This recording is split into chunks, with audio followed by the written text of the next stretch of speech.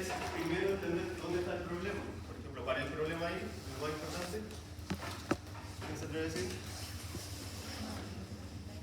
Mordida invertida.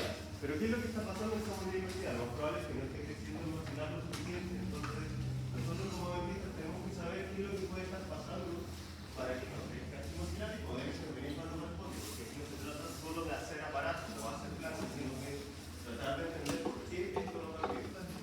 Y si quiero corregir problemas importantes, lo mismo, ya sea que ocupe brackets, o que ocupe placas, lo que sea. Mi objetivo es entender dónde está el problema para poder corregirlo. Y ese es el objetivo de esta clase, o de todas las clases que vienen de ahora en adelante, que es entender también que hay fenómenos de la vida postnatal, ya cuando está en crecimiento, pero que también hay un origen y explicación en la etapa prenatal, o sea, durante su inicio de formación. Entonces, la clase se va a enfocar en los primeros dos estadios de estos tres estadios: periodo presomítico, periodo embrionario, principalmente la parte embrionaria, como nosotros, para ver cómo se forma la cara, y por último el periodo fetal, que van a ir viendo periodo fetal y postnatal, que lo van a ir viendo a medida que avanzan las clases. ¿Qué es lo importante de la primera parte del periodo presomítico o también de desarrollo precoz? Son estos cinco estadios, perdón. Cigoto, después viene, modulación, blandación, gastrulación. Ya, todo esto está dentro del periodo presomítico de desarrollo precoz. ¿Qué es lo importante de estos estadios, estas diferentes etapas de formación de la célula? Es que si hay algún agente teratógeno, ¿qué entendemos por agente teratógeno? ¿Qué entienden por eso? Son todas estas noxias que le pueden entregar al cuerpo, y en este momento en el periodo de desarrollo, a la madre. Por ejemplo, radiación, químicos, ya cualquier exposición del embrión a un agente teratógeno induce al aborto. O sea, no hay capacidad de poder continuar el proceso de desarrollo, de crecimiento del feto. Entonces, el objetivo de esta clase es entender cómo se forma esto primero, y obviamente ya entendiendo esto vamos a ver cómo pasa de esta forma a la cara que ya conocemos, o el cráneo que ya conocemos.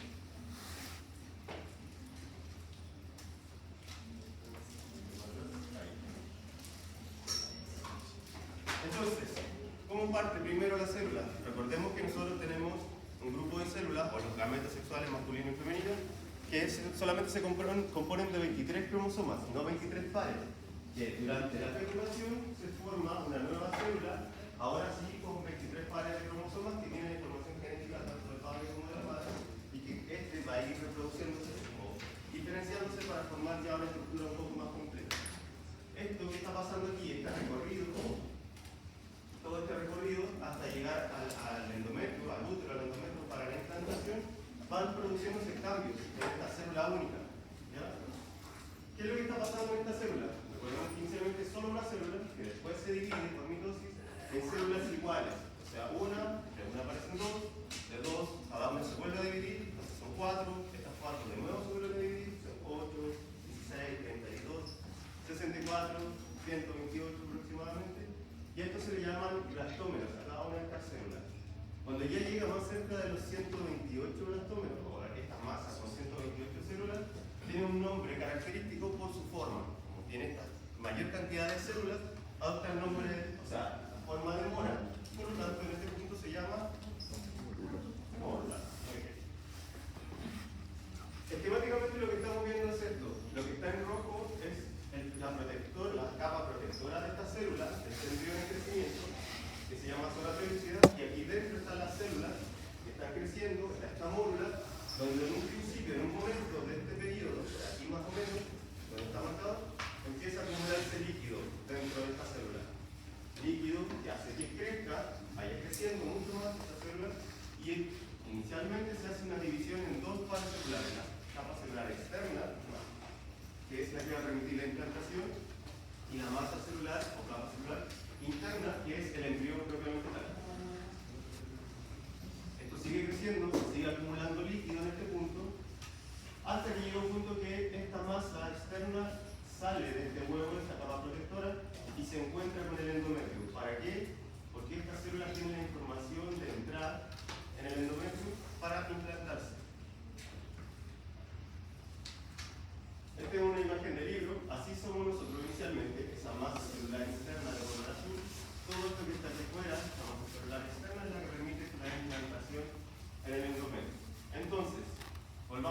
punto, la célula ya dividida con forma de mórula, con una cavidad interna, está entrando en el útero y tiene que implantarse.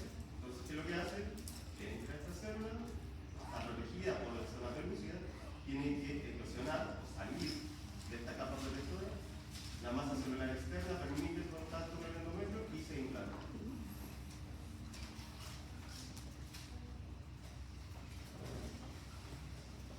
En este punto tenemos solo una masa dentro de este huevo, de esta célula, que está reproduciéndose o diferenciándose, mejor dicho, está cambiando, está creciendo, las células crecen, se están diferenciando en células nuevas, que permiten una nutrición.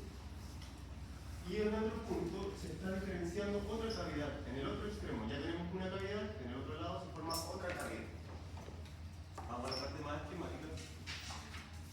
Entonces, volvemos al mismo. Tenemos una célula que permite la implantación, la masa celular interna, y se comienza a acumular líquido en el otro extremo. ¿Qué pasa en este momento? Tenemos una masa plana, con una cavidad arriba, otra cavidad abajo. Y en este punto, estas dos células se diferencian en dos células completamente diferentes, en dos grupos celulares completamente diferentes. Las azules y las amarillas. En este punto se llaman hemiblasto y las amarillas se llaman fiboblasto. No me interesa que se sepan el nombre, lo que me interesa es que sepan que hay dos capas, cada una asociada a una cavidad. Aquí está el libro, lo mismo, las dos cavidades y las dos capas germinativas. Así se vería tridimensionalmente una capa asociada a la cavidad superior y otra capa asociada a la cavidad inferior. Después se forma una tercera capa germinativa de estas dos capas que son derivadas de la primera capa, de la capa más superior. ¿Qué es lo que pasa en la capa más superior? Comienzan a migrar, a meterse entre medio, para diferenciarse posteriormente, y ya en este punto del desarrollo tenemos tres capas germinativas. Una capa más externa, que es el azul, una capa intermedia y una capa más interna, que es el amarillo. Cada una asociada a una cavidad. En este punto ya cambia su nombre. Se le conoce como al azul como ectodermo, a la roja como mesodermo y a la amarilla como endodermo. Todas las células que están alrededor de las cavidades del ectodermo y del endodermo toman las mismas características. O sea, tenemos una masa de huevo, un embrión, ¿cierto?, que tiene tres capas germinativas y dos cavidades llenas de líquido a cada lado.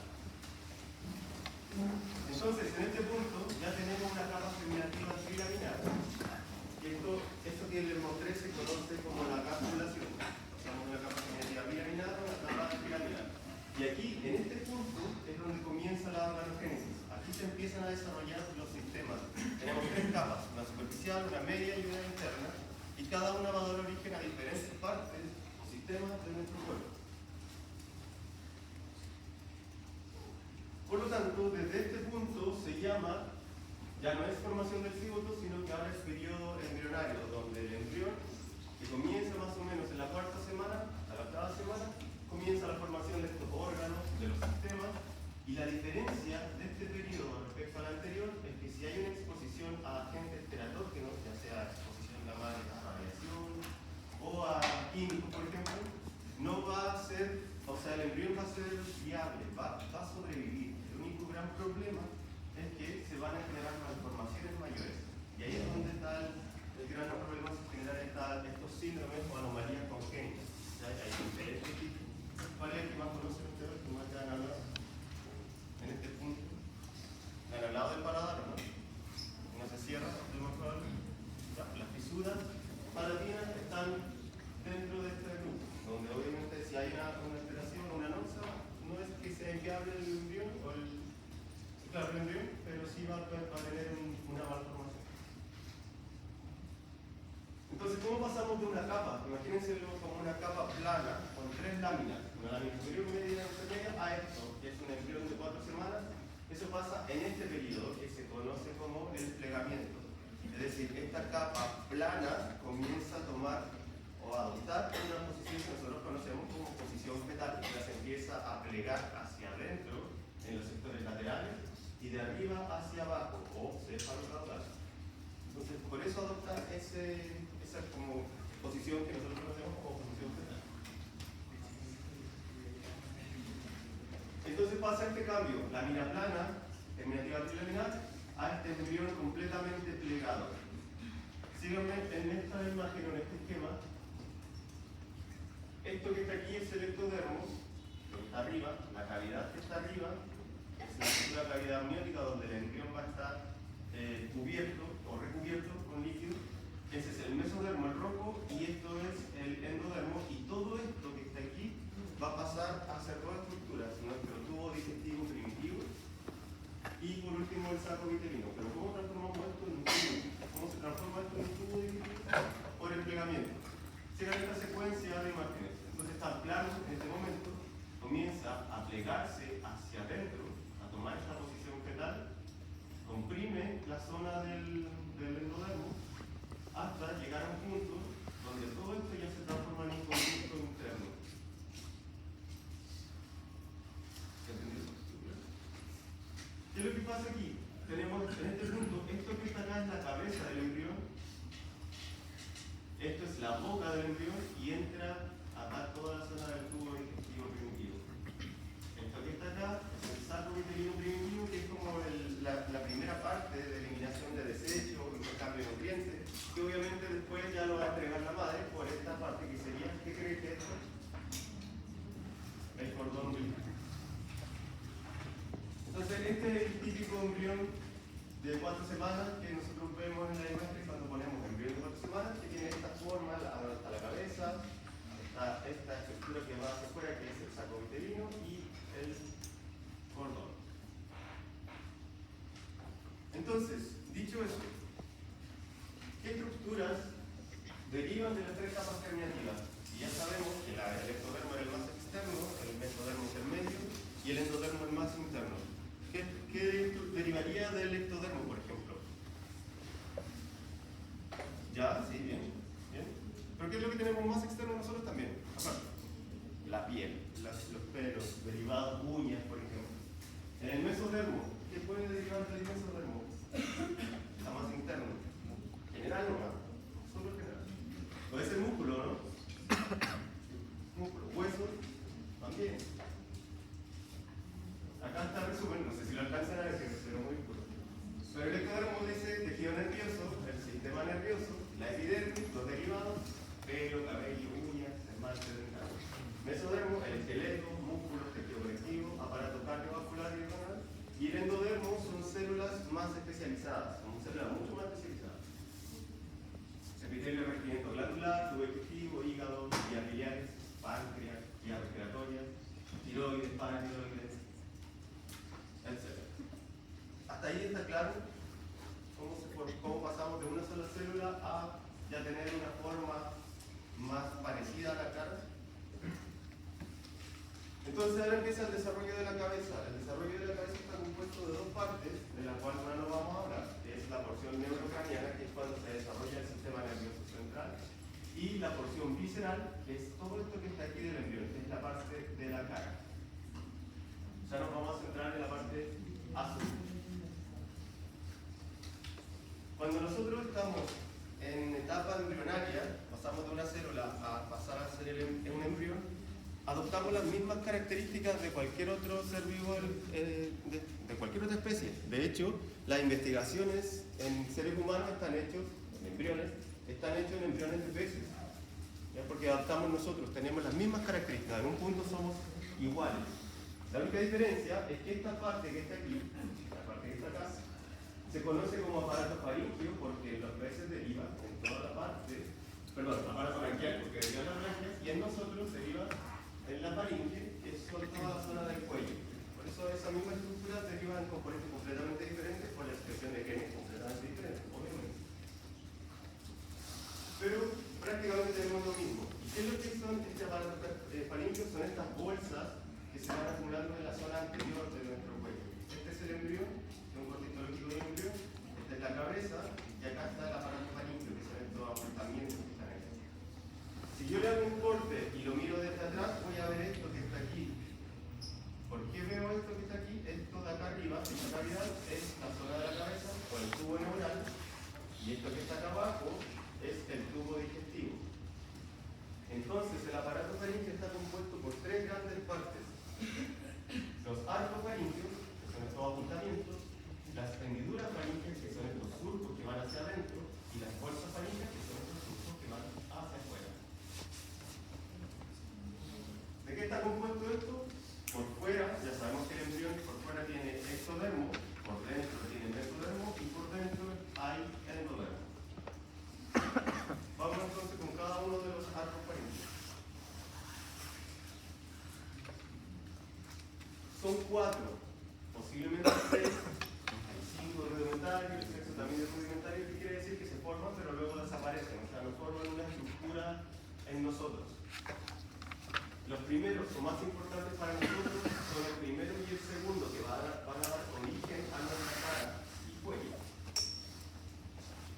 El primer arco faríngeo está compuesto de procesos diferentes. Todo esto que está en rojo es el primer arco faríngeo, con la única diferencia con respecto a los otros es que tiene diferentes procesos. Tiene estos que están acá arriba y estos que están abajo. Estos de los lados se llaman procesos maxilares. Y los que están abajo, obviamente, como se dice, mandíbulas. ¿Qué forman los procesos? Los huesos que están ahí, los músculos que están en esa relación, la premaxila, maxilar, hueso cigomático y parte del hueso temporal. Componente esquelético, aquí se forma el cartílago de Meckel, me imagino que eso van a escuchar ahora también, y los huesos del oído medio, que son el yunque y el martillo. ¿Qué se forma en esta parte?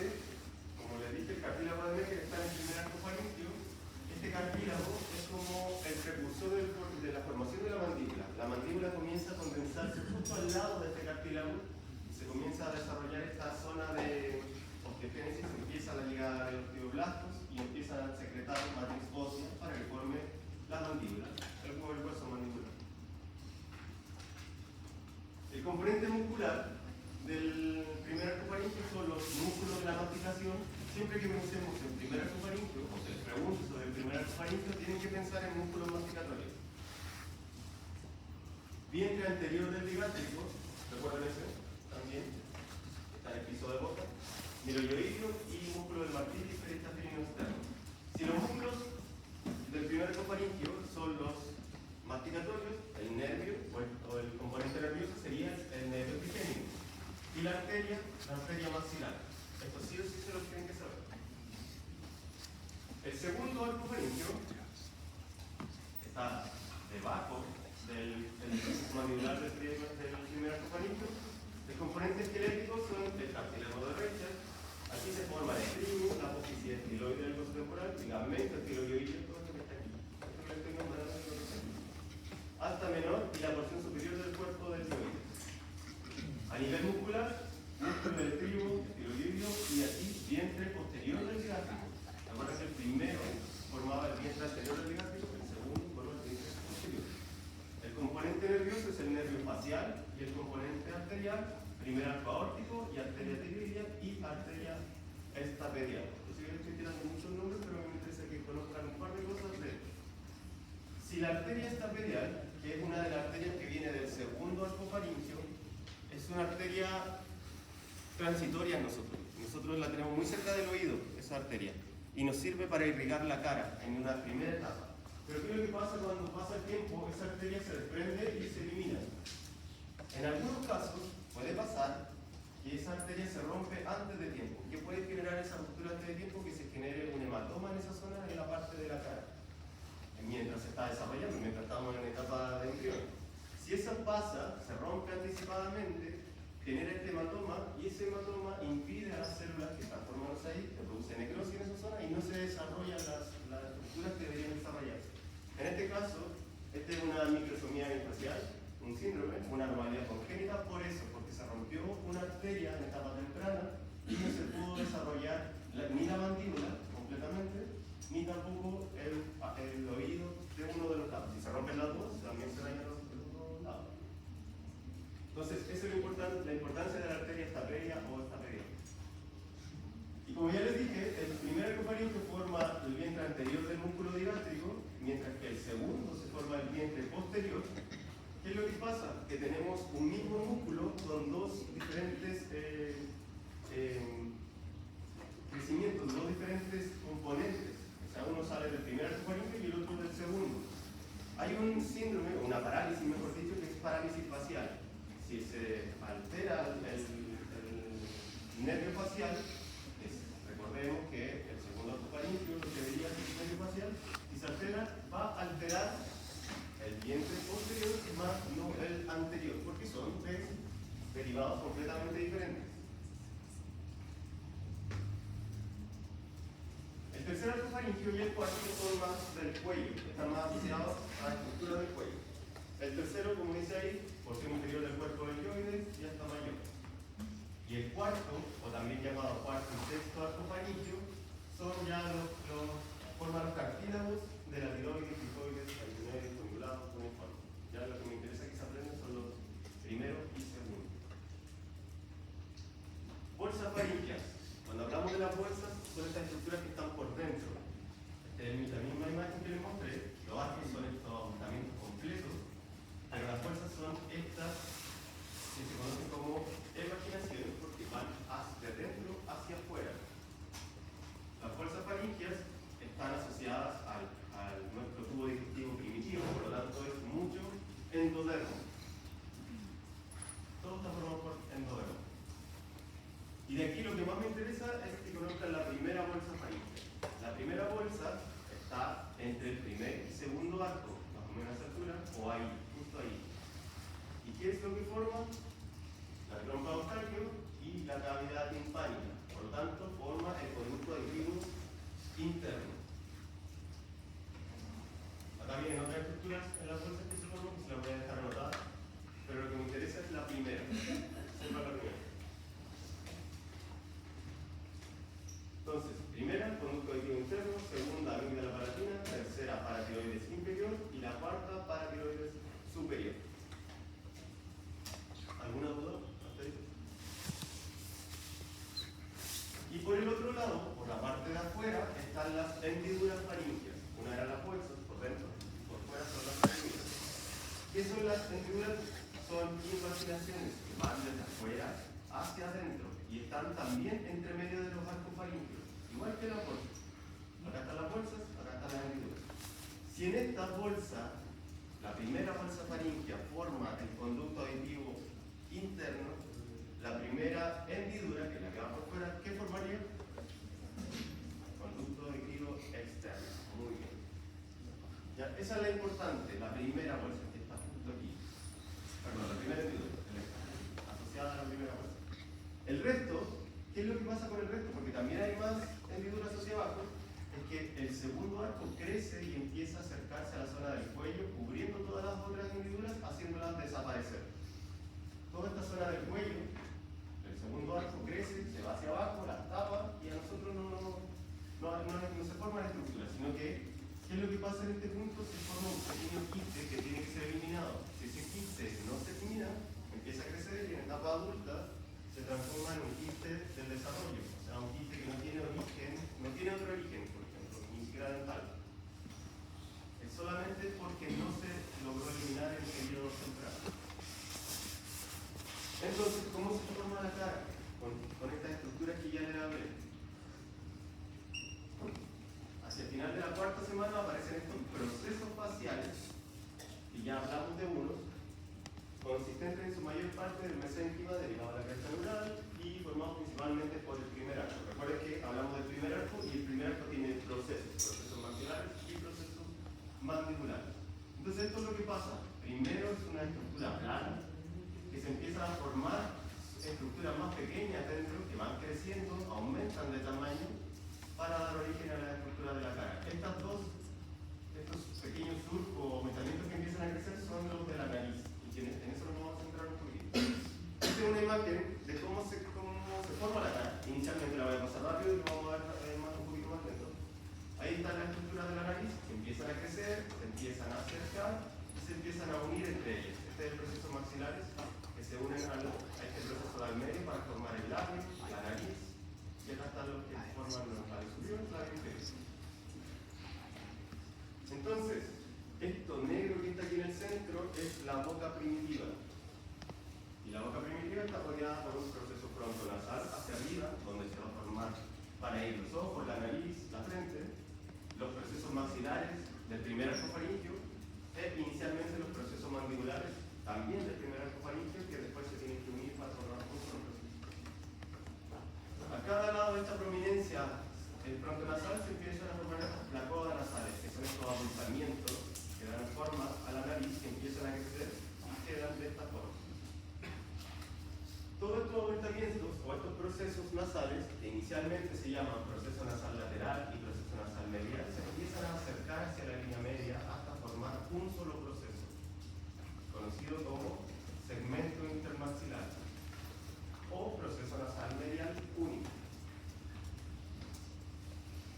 ¿Qué pasa? ¿Qué es lo importante de estos procesos? Que también ahí está el proceso nasal medial, el proceso nasal lateral, y aquí abajo viene el proceso maxilar del primer arco faríngeo, que los tres al unirse en la zona media forman el labio superior. Entonces, si a ustedes les preguntan, ¿cómo se forma embriológicamente el labio superior? Es por la unión de estos procesos. Proceso nasal medio, grandote, con los procesos maxilares a cada lado. Y hay una zona de unión en el labio superior, porque el labio superior no es solo un labio único, sino que está compuesto de estas tres partes, ¿cierto?, que se unen en un punto, en estos dos puntos. ¿Qué serían estas dos líneas? ¿Eso te va a decir qué es lo que tenemos ahí? Eso es el filtrum labial, son estos dos pilares que tenemos en la parte anterior del labio superior. Entonces, ahora, ¿qué pasa si falla la unión entre el proceso maxilar y el proceso nasal medio? ¿Qué creen que pasaría? Una fisura del labio. Exactamente. ¿Y dónde va a estar? Justo en la zona del filtro. En cualquiera de los dos, puede ser en el lado izquierdo, en el lado derecho o en ambos. Vamos de nuevo a la imagen. Ahí está el proceso lateral, el medial, que se une y se acerca con el maxilar que está ahí para formar el labio superior. Así que todo esto. ¿Sí? Ya, en la quinta semana los procesos inferiores se fusionan formando la mandíbula, la labial es básicamente una sola estructura, por eso es difícil, y se fusiona muy temprano, por eso es difícil que nosotros veamos una fisura del labio inferior. Muy difícil. Se fusiona muy tempranamente y solamente forma una sola. En resumen, todas estas estructuras van a dar origen a la cara. Estos son los procesos nasales laterales que van a estar aquí, el proceso nasal medio, o sea, segmento intermaxilar que va a estar aquí, va a dar origen a todo esto que está aquí casi hasta la frente, los procesos maxilares que van a dar origen a las mejillas y el mandibular que da origen a toda esta zona inferior. Acá está el resumen también. El proceso nasal medio da origen al dorso de la nariz, filtrum labial, que es todo el centro, y parte incluso de la frente. Los laterales dan origen al párpado inferior, a las alas de la nariz y al surco nasogeniano, que es este surco que se forma aquí. Los procesos maxilares dan origen a las mejillas y parte del conducto nasolabial, que es la unión entre el proceso nasal lateral y el proceso maxilar. O sea, esta línea entre los verde y los rojos es aquí, para originar esto. La mandíbula, da origen a la mandíbula, la inferior y mentón. Ya ahí está el resumen. Eso no sé si se puede decir, no solo no es, pero este es el resumen. Por último, el paladar. ¿Cuándo se forma el paladar? Esta es una imagen vista de abajo, como si estuviéramos viendo el paladar del paciente. Comienza en la quinta semana y termina en la semana 12. Y no olvidar que el paladar está compuesto de dos partes, el paladar primario y el paladar secundario. Vamos a hablar primero del paladar primario. El paladar primario, estrictamente está formado por el segmento intermaxilar. Eso amarillo que se ve ahí, esta imagen, que es la unión de los procesos nasales mediales. Si yo le pido a este embrión abrir la boca y lo miro desde abajo, voy a ver esto que está aquí. El proceso, el segmento intermaxilar, como que se va por toda la nariz de adelante y se va hacia atrás, hacia el paladar. ¿Y qué es lo que pasa? Que este segmento forma tres partes. El componente labial, o sea, forma el labio, como ya vimos. El componente maxilar, forma el alveolo, también donde van a ir dientes. Y el componente palatino, que forma la primera parte del paladar, o el paladar primario, que es esta pequeña cuña que termina aquí atrás. Entonces, ¿qué dientes estarían dentro del paladar primario? Los incisivos. Solamente los incisivos. Comienza en la quinta semana, se desarrolla a partir de la parte más interna del segmento intermaxilar, como ya les dije, y tiene esta forma de cuña que termina justo ahí. O sea, simultáneamente está formando un paladar secundario, que son estos que están acá atrás, y se extiende desde el agujero incisivo. Aquí termina el paladar primario, y aquí están los 4 dientes. Hay un quiste, que si ya me imagino que lo deben haber visto, que se llama quiste de origen noventario, quiste embriológico. Hay un quiste que está aquí entre medio, que se forma entre el lateral y el canino. Esto es porque en este punto no se funcionó bien alguna zona y se formó un quiste que no tiene nada que ver desde el punto de vista dentario y que hace que los dientes se muevan y ustedes van a encontrarse con laterales desplazados, caninos desplazados y las raíces todas separadas por un quiste que no tiene ninguna relación con caries o algo asociado a los dientes. Y eso es origen embrionario. El secundario se forma un poquito más tarde y está formado por el proceso maxilar. De ahí se extienden estas crestas palatinas que salen como del lado y se empiezan a acercar hacia adentro por debajo, por la zona del paladar.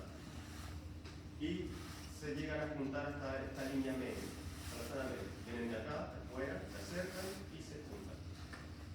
Primero los procesos palatinos son verticales, justo están la lengua en el centro. En ese momento la lengua no nos deja unirse. Aquí está. Espero que se entienda esta imagen porque este es como un corte de frente. La cara es cortada en este sentido. Y aquí lo que estoy viendo es el tabique nasal. Esa es la lengua. Esos son los procesos maxilares. Y esto que está aquí chiquitito son los procesos palatinos que están creciendo hacia abajo. En un punto, el embrión que está como en esta posición fetal empieza a crecer y a levantar la cabeza, por lo tanto la lengua baja, dejando el espacio a los procesos palatinos para que estos suban y se acerquen. Si no ocurre eso, es decir, no aumenta el tamaño de la cabeza, la mandíbula no crece y la lengua no baja, ¿qué se produce? Fisura palatina, solo palatina. No vamos a ver problema adelante porque es un tema de crecimiento, porque la lengua no bajó, es mecánica. Entonces, esto es lo que pasa. La lengua baja, los procesos palatinos se acercan y se fusionan, cerrándose en este sentido. O sea, pasan de vertical a horizontal. Y la lengua obviamente baja. Ahí está, también otro corte, lo mismo. Y se une al tabique, por eso se unen estos tres. Acá les voy a poner la imagen temática. Se acercan los procesos, aquí viene el tabique nasal. Hay apoptosis celular, se forma una sola estructura cerrada. Y en este punto ya tenemos dos cavidades, una cavidad nasal y una cavidad bucal. Ahora, ¿cómo termina de cerrarse el paladar? El paladar en un punto contactan en la parte más anterior y se va cerrando hacia atrás. Contactan y se va cerrando hacia la última parte más posterior. Ahí está la imagen. Contactaron, se va cerrando, cerrando, cerrando hasta que lo último que se cierra es la parte más posterior del paladar. ¿Y en qué momento termina? En la semana 12. Entonces, ¿qué pasa si hay una noxa en la semana 12? O sea, no deja que se cierre la última parte del paladar. Primero hay que saber cuál es la última parte del paladar. ¿Dónde termina el paladar?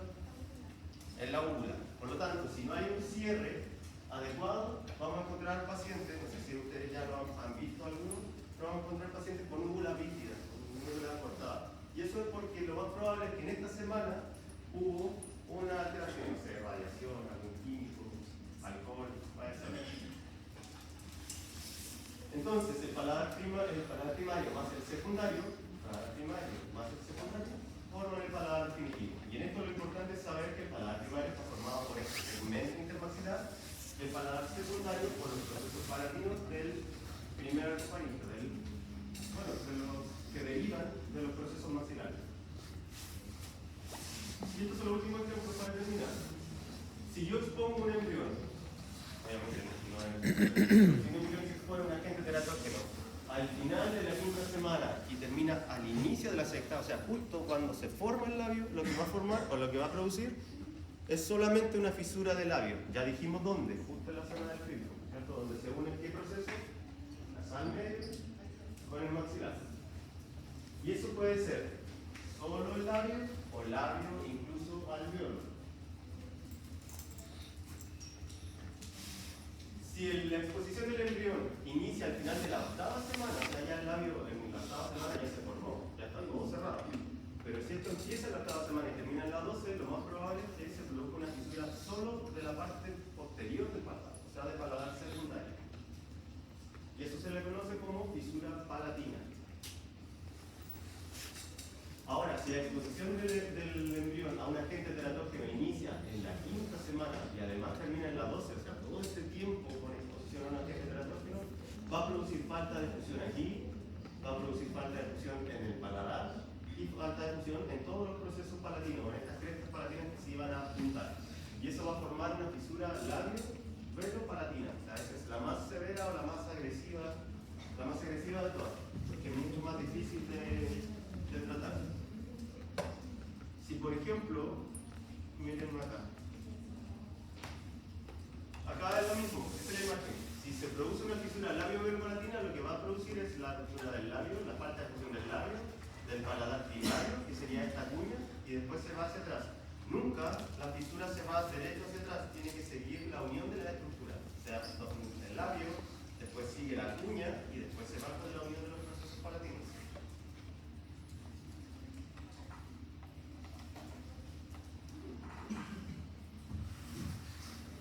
Y ya esta parte no la vamos a ver en esta clase, que es la parte del periodo fetal o también postnatal, que es un periodo de mayor crecimiento. Si ya pasó desde el tercer mes para adelante y se expone a agentes teratógenos, ya es difícil que cree alguna anomalía congénita porque ya se formaron las estructuras.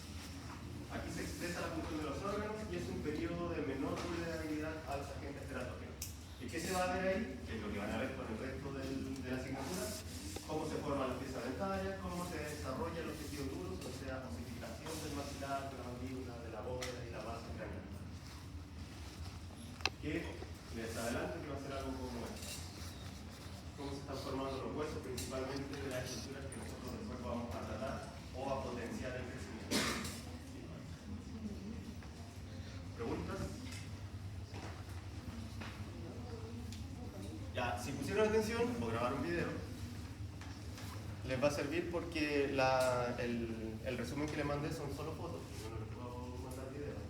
Pero si necesitan aclarar algún concepto de nuevo, no olviden que estamos abajo